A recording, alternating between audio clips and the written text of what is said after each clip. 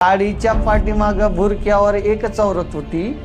त्या हिशोबाने त्यांनी मुद्दामच धडक दिली असेल मला येऊन. तुमची 3 वर्षाची मुलगी आणि तुमची पत्नीचं डेट झाला म्हणून आज सांगितले. अतिशय भयंकर अशी घटना महाराष्ट्रातील सादिक शेख याच्याबरोबर घडली. सादिक शेखला 5 दिवसानंतर शुद्ध आल्यावर समजलं त्याची पत्नी आणि लहान चिमुरडी या जगात नाहीये. 29 तारखेला सादिक, त्यांची पत्नी आणि लहान मुलगी आपल्या बहिणीकडे भेटायला चालले होते.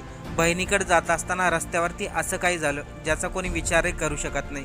आणि ही घटना ऐकल्यानंतर आपल्यालाही वाटेल या माणसावरती अन्याय झाला आहे. सादिक शेख यांच्या पत्नीने बुरखा घातला होता म्हणून 3 महाराष्ट्रीयन मुलांनी सादिक शेख यांच्या 2 व्हीलरला जोराची धडक दिली. याच्यावरती सादिक शेख यांचं असं म्हणणं आहे, पत्नीने बुरखा घातला होता म्हणून या मुलांनी आमच्या जातीचा राग आमच्यावरती काढला.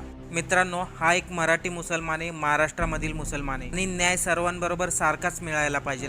तो व्यक्ती कुठल्याही जातीचा असो आणि याच्यामध्ये कोणी जरी जातीवरून अपराध करत असेल तर त्याला कधीच सोडायला नाही पाहिजे. सादिक शेख नेमकं काय म्हणाले, त्यांच्याबरोबर कसं काय घडलं, चला आपण सविस्तर पाहूया. सादिक शेख म्हणतात, आम्ही लातूरवरून औसाला आमच्या बहिणीला भेटण्यासाठी 2 व्हीलरवरती निघालो होतो. बहिणीच्या घरी जेवण वगैरे झालं आणि पुन्हा 7:45च्या सुमारास पुन्हा आपल्या लातूरकडे निघाले. जेव्हा सादिक शेख नागराज पेट्रोल पंपाच्या जवळपास आले होते तेव्हा त्यांच्या 2 व्हीलरला एका कारवाल्याने धडक मारली. तेव्हा सादिक शेख त्या कारवाल्याला म्हटले, अहो साहेब, कार जरा हळू चालवा, माझ्या गाडीवरती माझी बायको पत्नी आहे, आम्हाला कट लागला असतं तर आम्ही खाली पडलो असतो. यावेळी कारमध्ये बसलेले 3 मुलं तिन्ही दारूच्या नशेत होते. त्यांनी सादिक शेखला शिवीगाळ केली, परंतु सादिक शेख येथे म्हटले, बरोबर पत्नी होती, लहान मुलगी होती म्हणून मी त्यांना काहीच बोललो नाही, आपलं शांत बसून राहिलो. त्यांना जी काही शिवीगाळ करायची होती त्यांनी केली. त्यानंतर सादिक शेख पुन्हा आपल्या रस्त्याकडे निघाले आणि नंतर काही वेळाने 30 4 व्हीलर त्यांच्या पाठीमागून जोराच्या स्पीडमध्ये आली आणि त्यांच्या 2 व्हीलरला जोरात धडक दिली. या घटनेमध्ये सादिक शेख 5 दिवस बेशुद्ध होते. 5 दिवसानंतर त्यांना शुद्ध आली. तेव्हा त्यांना समजलं त्यांची पत्नी आणि 3 वर्षाची चिमुरडी आता या जगात राहिली नाही. हॉस्पिटलमध्ये जाग आल्यानंतर सादिक शेख यांना विचारण्यात आलं, नेमकं हे का घडलं. मी 4 व्हीलरवाल्यांना काही बोललो नाही, फक्त त्यांना बोललो गाडी हळू चालवा. या उलट त्यांनीच मला शिवीगाळ केली आणि कारमधला एक जण म्हटला होता, याच्या पाठीमागं बुरखा घातलेली एक महिला आहे, म्हणजे मुसलमान आहेत. हे मी ऐकलं होतं, परंतु आम्ही आमच्या पुन्हा रस्त्यावरती निघालो आणि पाठीमागून येणारी 4 व्हीलरवाल्याला दिसलं माझ्या पत्नीने बुरखा घातलेला आहे आणि त्यामुळेच त्यांनी आम्हाला धडक दिली.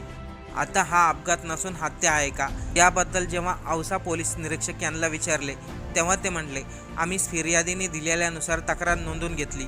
परंतु सादिक शेख यांचं म्हणणं आहे, या मुलांबरोबर जेव्हा आमचा वाद चालू होता तेव्हा त्या एक मुलांनी आम्हाला मुस्लिम म्हणून असं बोललं होतं आणि हे सर्व आम्ही मुस्लिम आहे म्हणूनच त्या मुलांनी आमच्या गाडीला जोरदार धडक दिली. पोलिसांनी या घटनेमध्ये दिगंबर पाटोळे, मनोज माने, वसवराज धोत्रे, मनोज मुत्तमे आणि कृष्णा वाघे या 5 जणांना ताब्यात घेतला आहे. परंतु यामध्ये सादिक शेख यांच्या वकिलाने माहिती दिली, हा अपघात नसून जातीवादातून केलेला एक मर्डर आहे. परंतु पोलिसांनी त्या अँगलमध्ये तशी कोणतीही नोंद केलेली नाही. ही अतिशय दुर्दैवी घटना आहे. जातीवरून एखाद्या पत्नी, एखाद्या मुलीचा जीव घेणं हा खूप मोठा अपराध आहे. आज तो व्यक्ती 5 दिवस ॲडमिट होता.